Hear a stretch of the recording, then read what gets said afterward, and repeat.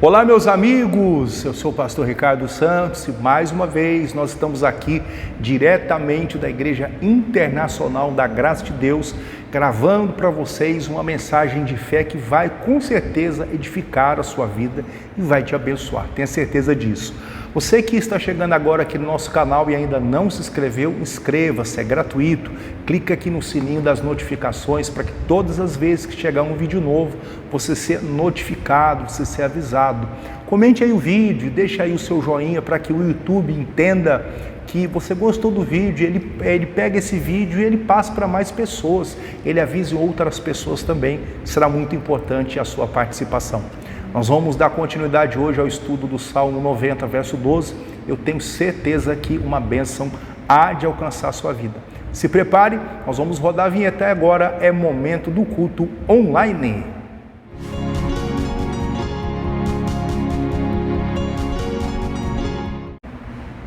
Muito bem, meus amigos, nós estamos já na nossa segunda parte da lição do Salmo 90, verso 12. E hoje nós estamos gravando aqui da Igreja Internacional da Graça de Deus, aqui na cidade de Ribeirão das Neves. E eu tenho certeza que essa mensagem há de abençoar a sua vida. Nós estamos aqui na parte 2 da mensagem e nós estávamos no vídeo anterior, no culto anterior, aprendendo aqui sobre o Salmo 90, 12. E o Salmo 90, 12 diz assim: ensina-nos a contar os nossos dias, de tal maneira que alcancemos um coração sábio. Meus amigos, o salmista, no caso aqui, Moisés, é um salmo de Moisés, ele escreve sobre a brevidade da vida, ele entende que a vida passa rápido, que os dias passam rápido e que há muitas pessoas que estão desperdiçando a vida com pensamentos bobos, com preocupações que não deveria estar na vida dessas pessoas. Então ele pede: Deus, me ensina a contar os meus dias com sabedoria, de maneira que eu seja uma pessoa sábia, que eu seja uma pessoa inteligente, que progrida na vida. E para nós progredirmos na vida, meus amigos, vamos juntar aqui, vamos linkar o Salmo 90 com um texto do Evangelho de Lucas, lá no capítulo 7, que fala sobre a fé. Nós estamos iniciando um ano e esse ano tem tudo para ser um ano de bênção, para ser um ano de vitória, para ser um ano de sucesso, de progresso. O que é que falta para esse ano ser um ano de progresso e de sucesso? Nós precisamos ter fé, acreditar que vai ser um ano de bênção. Eu aprendo lendo a Bíblia que você recebe aquilo que você confessa, que você é aquilo que você acredita, que você entra aonde você acredita que vai entrar, que você possui aquilo que você acredita que vai possuir. Por isso a Bíblia, meus amigos, ela nos traz aqui ensinos e ilustrações que nos mostram de como vencer, de como ter fé. A Bíblia fala na carta de Paulo aos Hebreus, que lá no capítulo 11, verso 6, que sem fé é impossível agradar a Deus. Que a fé é o firme fundamento das coisas que se esperam e que pela fé os antigos alcançaram testemunhos. Ali no capítulo 11 você vai ver eles falando sobre Abraão, você vai ver eles citando ali os heróis da fé, Davi, Josué e tantos outros, que pela fé venceram, tomaram posse da vitória, receberam as suas bênçãos porque acreditaram que ia acontecer. Se você quiser receber a sua bênção, não vai ser diferente. Você precisa acreditar nela. E é o que nós vamos aprender hoje sobre a fé. Aqui no Evangelho de Lucas, capítulo 7, verso de número 1, diz assim: e o servo de um certo centurião, a quem este muito estimava, estava doente e moribundo. E quando ouviu falar de Jesus, enviou-lhe uns anciãos dos judeus, rogando-lhe que viesse curar o seu servo. E chegando eles junto de Jesus, rogaram-lhe muito, dizendo: é digno que lhe conceda isso, porque ama a nossa nação e ele mesmo nos edificou a sinagoga. Entenda aqui o seguinte, meus amigos, estes homens, quando foram até Jesus para pedir a Jesus a cura do servo do centurião, eles não foram ali com a mão abanando, eles foram com algumas razões por que Jesus iria até a casa deles para curar aquele rapaz. Quando você vai até Jesus, você também não pode ir com as mãos abanando. Você tem que ir com algo para apresentar a Jesus. O que você tem apresentado a Ele? Eles aqui apresentaram a fé. Eu vou te mostrar aqui o que é fé. A fé é algo que você materializa, que você fala, que você faz aquilo ficar visível aos olhos dos outros. Isso é fé.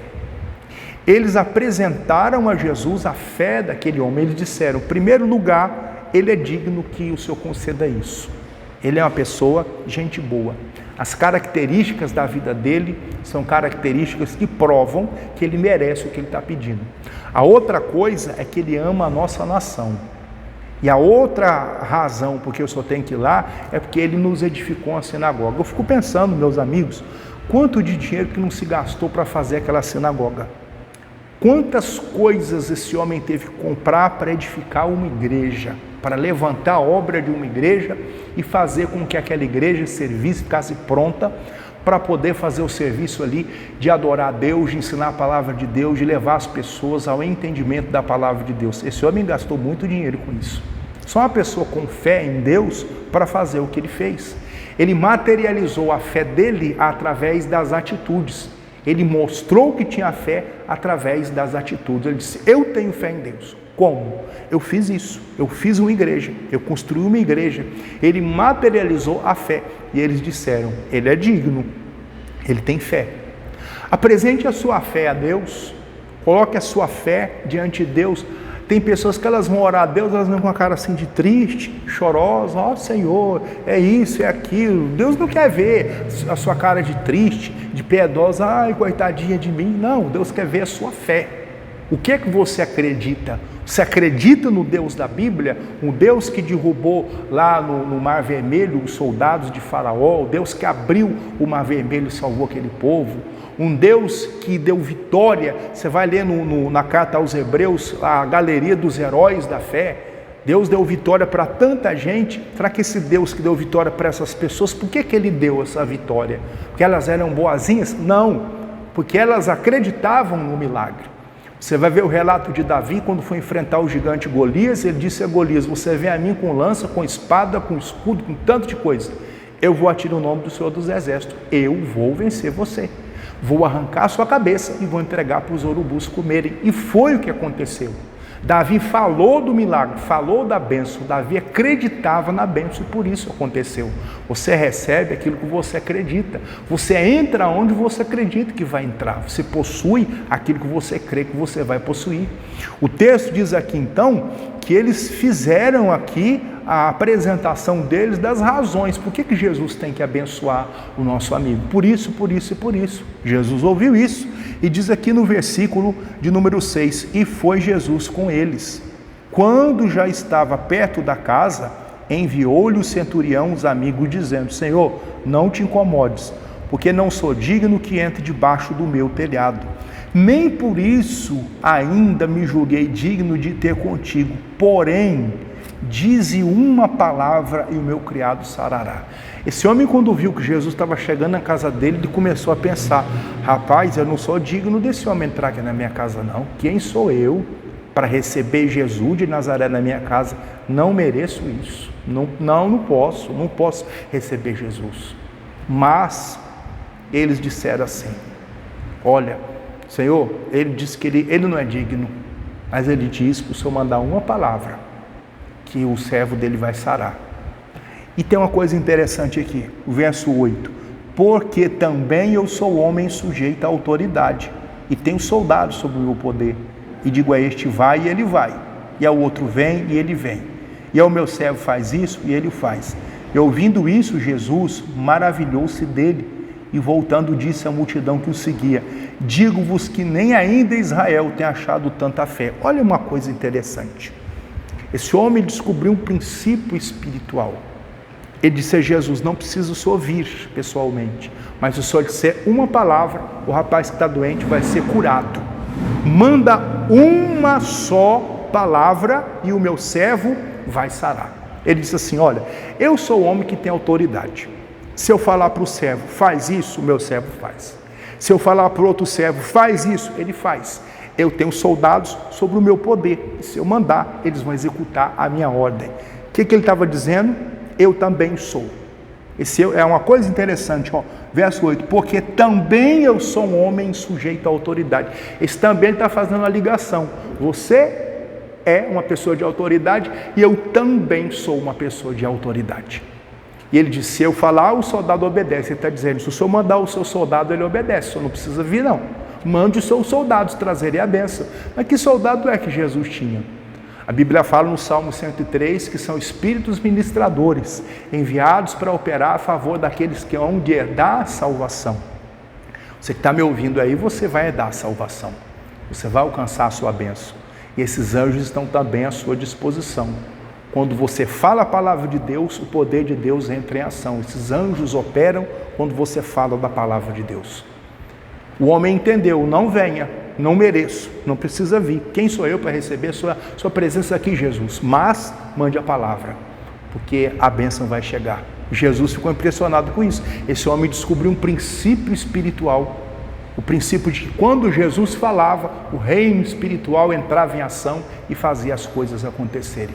Isso deixou Jesus maravilhado. Você precisa entender o mundo espiritual, que quando você fala, as coisas acontecem. Quando você fala a palavra de Deus, o mundo de Deus opera ao seu favor. Quando você diz curado serei, curado você será. Quando você diz vou possuir, você possui. Vou entrar, você entra. Você tem que ter essa palavra, esse é um ingrediente para o início do ano, a fé. Você precisa acreditar. E diz aqui o versículo de número 10, e voltando para casa, os que forem enviados, acharam são o servo enfermo. O rapaz, quando eles saíram, estava doente. Mas quando eles voltaram, o rapaz estava curado. Por quê? Porque o Senhor ali, o centurião disse, manda uma palavra, só uma, e o rapaz vai sarar. E foi exatamente o que aconteceu. Você precisa despertar a sua fé. Você tem que parar de orar igual os religiosos oram. Aquela cara de coitado, eu vou fazer assim e assado. Esqueça tudo isso, esqueça o que te ensinaram. E fique com o que está na Bíblia Sagrada. Deus não está preocupado com a sua lágrima não, se você chora quando você está orando, Ele quer ver a sua fé. O que você está apresentando a Deus? Lágrima ou fé? A Bíblia diz, sem lágrima é impossível agradar a Deus ou é sem fé? Fé é acreditar, você precisa acreditar. Tem gente apresentando lágrima, aquela cara de triste, isso aí não vai te levar a lugar nenhum.